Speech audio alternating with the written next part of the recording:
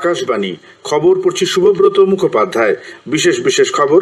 প্রধানমন্ত্রী নরেন্দ্র মোদী বলেছেন, তাঁর সরকার কৃষক, মহিলা, যুব সম্প্রদায় ও দরিদ্র জনগণের সামগ্রিক কল্যাণে প্রতিশ্রুতিবদ্ধ। বিদেশমন্ত্রী ডক্টর এস জয়শঙ্কর বলেছেন, ব্যতিক্রমী শক্তিশালী উন্নয়ন ক্ষেত্র হিসাবে সারা বিশ্বের দৃষ্টি এখন ভারতের দিকে।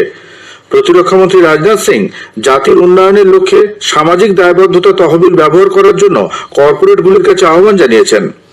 পূর্বাঞ্চলীয় আঞ্চলিক পরিষদের 26তম বৈঠক আজ পাটনায় অনুষ্ঠিত হবে। নতুন দিল্লিতে আজ শুরু হচ্ছে খেলো ইন্ডিয়া প্যারা গেমস। আসছে বিস্তারিত খবরে।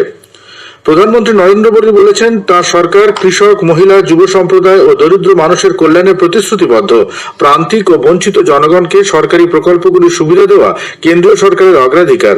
প্রধানমন্ত্রী গতকাল ভিডিও কনফারেন্সিং এর মাধ্যমে বিকশিত ভারত সংকল্প যাত্রায় বিভিন্ন কেন্দ্রীয় প্রকল্পের সুবিধা প্রাপকদের সঙ্গে কথা বলেন। দেশের বিভিন্ন প্রান্ত থেকে হাজার হাজার সুবিধা প্রাপক এই অনুষ্ঠানে যোগ দেন। অনুষ্ঠানে প্রধানমন্ত্রী বলেন, এই কর্মসূচি দেশের নাগরিকদের কাছে সরাসরি পৌঁছানোর একটি উদ্যোগ। যেসব মানুষ এখনো পর্যন্ত কোনো সরকারি প্রকল্পের সুবিধা পাননি, তাদের কাছে পৌঁছানোর লক্ষ্যেই এই প্রকল্প হাতে নেওয়া হয়েছিল। এই যাত্রা দেশের 40,000 পঞ্চায়েত এলাকার 1,25,00,000 মানুষের কাছে পৌঁছে গেছে বলে শ্রী মোদী উল্লেখ করেন। এই অভিযানে 1 লক্ষেরও বেশি নতুন গ্যাস কানেকশন দেওয়া হয়েছে, 35 লক্ষেরও বেশি আয়ুষ্মান স্বাস্থ্য কার্ড বিতরণ করা হয়েছে। তিনি বলেন, সারা দেশ জুড়ে এই প্রকল্পকে নাগরিকরা স্বাগত জানিয়েছেন। অনুষ্ঠানে তথ্য সম্প্রচার মন্ত্রী অনুরাগ সিং ঠাকুর বলেন, গত 3-4 সপ্তাহে বিভিন্ন প্রান্তে 40,000-এরও বেশি শিবিরের আয়োজন করা হয় এবং 1,20,00,000-এরও বেশি মানুষ এই শিবিরে অংশ নেন। প্রধানমন্ত্রী আর্থিক প্রযুক্তি ক্ষেত্রে বিশেষজ্ঞদের কাছে বিশ্বের গুরুত্বপূর্ণ ইস্যুগুলির সমাধান সূত্র খুঁজে বের করতে একযোগে কাজ করার আহ্বান জানিয়েছেন। গতকাল গুজরাটের গান্ধীনগরে আর্থিক প্রযুক্তি বিষয়ক অনুষ্ঠান ইনফিনিটি ফোরামের 2য় সংস্করণে ভার্চুয়ালি ভাষণ দিয়ে প্রধানমন্ত্রী বলেন, সারা বিশ্ব অনেক আশা নিয়ে ভারতের দিকে তাকিয়ে আছে। উল্লেখ্য, গত ত্রৈমাসিকে ভারতের মোট অভ্যন্তরীণ উৎপাদনের বৃদ্ধির হার 7.6% হয়েছে। এই বৃদ্ধিকে তিনি বিগত 10 বছরে আমূল সংস্কারের সুফল বলে বর্ণনা করেছেন। প্রধানমন্ত্রী বলেন, ভারত যুব প্রতিভাদের সহায়তায় বিশ্বের দক্ষতা কেন্দ্র হিসাবে পরিচিতি পেয়েছে। বিদেশমন্ত্রী ডক্টর এস জয়শঙ্কর দেশ জুড়ে মজবুত সরবরাহ শৃঙ্খল তৈরি এবং স্থানীয় বিক্রেতাদের সহায়তা করতে বড় ব্যবসায়ী প্রতিষ্ঠানগুলিকে আহ্বান জানিয়েছেন। নতুন দিল্লিতে গতকাল বণিক সংগঠন ফিকির 96তম বার্ষিক সাধারণ সভায় বক্তব্য রাখতে গিয়ে তিনি বলেন, সমগ্র বিশ্ব ভারতকে অর্থনৈতিক বৃদ্ধির এক ব্যতিক্রমী শক্তিশালী ক্ষেত্র হিসেবে দেখছে। সরকার এ ব্যাপারে স্পষ্ট যে বিশ্বের কাছে ভারতীয় বাজার তখনই উন্মুক্ত হতে পারে যখন দেশে নতুন শিল্প তৈরির জন্য সমান সুযোগ থাকবে। ডক্টর জয়শঙ্কর আরও উল্লেখ করেন, ভারতের মতো বৃহৎ অর্থনীতির নিজস্ব সরবরাহ শৃঙ্খল থাকা উচিত এবং দেশ এক্ষেত্রে আত্মনির্ভর হয়ে উঠেছে। গত 2-3 দশক ধরে বিশ্ব অর্থনীতিতে যে ধরনের ট্রেন্ডিং নিয়ম বাস্তবায়িত হচ্ছে, তার কার্যকারিতা, বিশ্বাসযোগ্যতা ও নিরাপত্তা নিয়ে অনেক প্রশ্ন উঠছে বলে তিনি জানান। কর্পোরেট সংস্থাগুলিকে উদ্দেশ্য করে প্রতিরক্ষামন্ত্রী রাজনাথ সিং বলেছেন, কর্পোরেট সামাজিক দায়বদ্ধতা বা সিএসআর প্রকল্পকে বাধ্যবাধকতা হিসেবে না দেখে স্বেচ্ছাসেবকমূলক দায়িত্ব হিসেবে দেখা উচিত। গতকাল মুম্বাইতে এক অনুষ্ঠানে সিএসআর সংক্রান্ত পুরস্কার প্রদান করে মন্ত্রী বলেন, আইনি বাধ্যবাধকতা এবং স্বেচ্ছায় কিছু করার মধ্যে অনেক পার্থক্য রয়েছে। শ্রী সিং আরও বেশি করে এই প্রকল্পে অংশগ্রহণ করার জন্য সবার কাছে আহ্বান জানান। কেন্দ্রীয় বন, পরিবেশ এবং জলবায়ু পরিবর্তন দপ্তরের মন্ত্রী ভূপেন্দ্র যাদব গতকাল দুবাইয়ে বিশ্ব জলবায়ু সম্মেলন COP28-এ ভারতের জাতীয় বক্তব্য পেশ করেন। তিনি বিশ্বব্যাপী জলবায়ু পরিবর্তনের বিরুদ্ধে লড়াইয়ের উদ্যোগে ভারতের ভূমিকার কথা তুলে ধরেন। উল্লেখ্য, COP28 সম্মেলনে ভারত উদ্ভাবনী পরিবেশ কর্মসূচির অঙ্গ হিসেবে গ্রিন ক্রেডিট ইনিশিয়েটিভের সূচনা করেছে। এর সূচনা করে তিনি জানান, গ্রিনহাউস গ্যাস নির্গমন কমানোর ক্ষেত্রে 2030 সালের আগেই ভারত তার লক্ষ্য অর্জন করেছে। তিনি জানান, ভারতের বিদ্যুৎ উৎপাদনের 40% জীবাশ্ম নয় এরকম জ্বালানি থেকে করা হচ্ছে। ভারতের উদ্যোগেই আন্তর্জাতিক সৌর জোট এবং বিপর্যয় প্রতিরোধী পরিকাঠামো জোট গড়ে তোলা হয়েছে। Bharat global climate performance index বা বিশ্ব জলবায়ু সংক্রান্ত পদক্ষেপ গ্রহণের নিরিখে 7ম স্থানে উঠে এসেছে।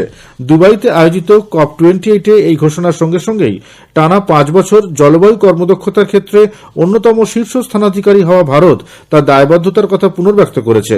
অন্যান্য উন্নয়নশীল দেশকে পেছনে ফেলে পুনর্নবীকরণযোগ্য শক্তি ক্ষেত্রে ভারতের অতুলনীয় অগ্রগতি এই মর্যাদা এনে দিল বলে মনে করা হচ্ছে।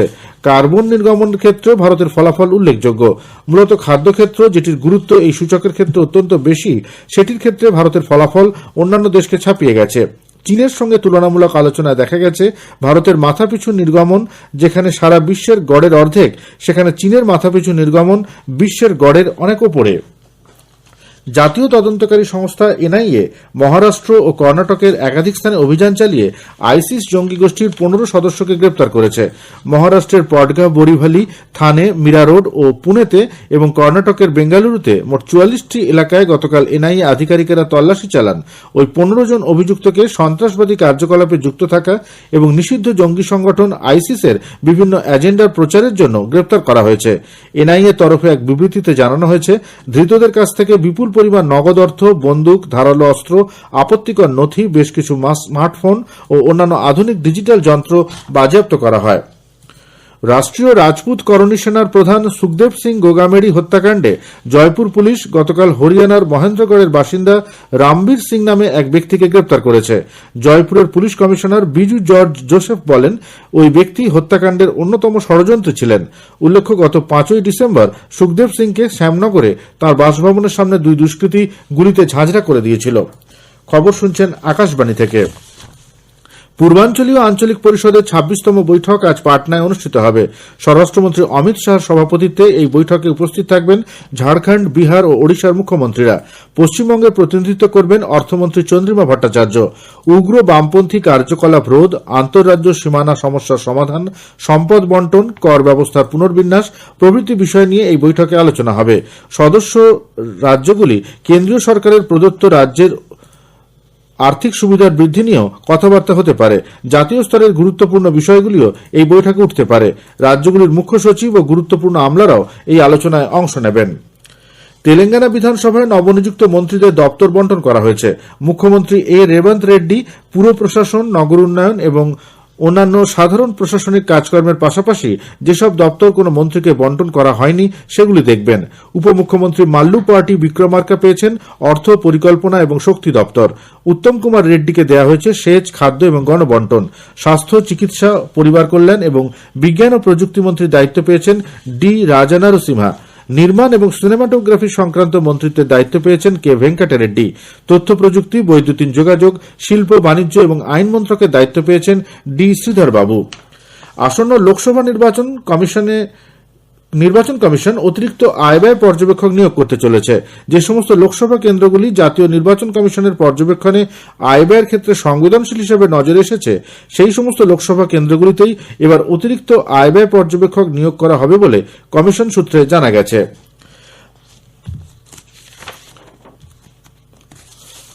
ইসরায়েল জানিয়েছে, হামাসের বিরুদ্ধে যুদ্ধে একাধিক হামাস নেতার সঙ্গে গাজা ভূখণ্ডে প্রাণ হারিয়েছেন 91 জন ইসরায়েলি সেনাও। এই যুদ্ধে প্রাণ হারিয়েছেন ইসরায়েলের মন্ত্রী গাদি ইসেনকোতের ছেলে 25 বছরের গাল ইসেনকোত। তিনি একজন কমান্ডো ছিলেন। ইতিমধ্যেই মৃতের সংখ্যা 17,000 পেরিয়ে গিয়েছে। উত্তর গাজা গুঁড়িয়ে দেওয়ার পর এবার দক্ষিণ গাজায় লুকিয়ে থাকা হামাস জঙ্গিদের নিধনে লড়াই চালাচ্ছে ইসরায়েল ডিফেন্স ফোর্সেস। দক্ষিণ গাজার বৃহত্তম শহর খান ইউনিসে বোমাবর্ষণে মৃত্যু হয়েছে 10 জনের। আইডিএফ জানিয়েছে, শুক্রবার সকালে গাজায় পণবন্দীদের উদ্ধারের লক্ষ্যে জঙ্গিদের সঙ্গে সংঘর্ষে 2 ইসরায়েলি জওয়ান আহত হন, কিন্তু মুক্ত করা যায়নি কোনো বন্দীকে। এছাড়াও ইসরায়েলের হামলায় মৃত্যু হয়েছে এক সিরিয়ান ও হেজবোল্লা যোদ্ধার। এদিকে ইসরায়েলি ভূখণ্ডকে নিশানা করে মিসাইল ছুড়ছে ইয়েমেনের সশস্ত্র হাউথি গোষ্ঠী। প্রশাসনিক সংস্কার এবং জন অভিযোগ দপ্তর ই প্রশাসনের জন্য জাতীয় উৎকর্ষ পুরস্কার প্রকল্প এবং একটি ওয়েব পোর্টাল চালু করেছে। সরকারের ই প্রশাসনিক উদ্যোগের সফল বাস্তবায়নের জন্য এই প্রকল্পের সমাধান খুঁজে বের করার লক্ষ্যে উদ্ভাবনকে উৎসাহ দিতে জাতীয় পুরস্কার দেওয়া হবে।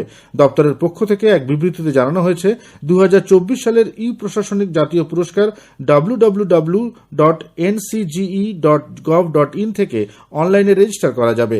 এ মাসের 29 তারিখের মধ্যে পুরস্কারের জন্য মনোনয়ন জমা দিতে হবে। 5টি ক্ষেত্রে মোট 16টি পুরস্কার দেওয়া হবে। খেলো ইন্ডিয়া প্যারা গেমস আজ থেকে নতুন দিল্লিতে শুরু হচ্ছে। 32টি রাজ্য ও কেন্দ্রশাসিত অঞ্চলের 1400 প্রতিনিধি 8 দিনের এই ক্রীড়া প্রতিযোগিতায় অংশ নিচ্ছেন। অ্যাথলেটিক্স, প্যারা শুটিং, প্যারা ফুটবল, প্যারা ব্যাডমিন্টন, প্যারা ওয়েটলিফটিং প্রভৃতি বিষয় এই গেমসে থাকছে। ক্রীড়া মন্ত্রক জানিয়েছে, প্রতিযোগীদের সব রকম চিকিৎসার সুযোগ দেওয়া হবে। সিরিজের প্রথম টি-20 ক্রিকেট ম্যাচে আজ ডারবানে ভারত দক্ষিণ আফ্রিকা মুখোমুখি হচ্ছে। ভারতের নেতৃত্ব দেবেন সূর্যকুমার যাদব। ভারতীয় সময় সন্ধ্যে 7:30টায় খেলা শুরু হবে। খবর শেষ হলো।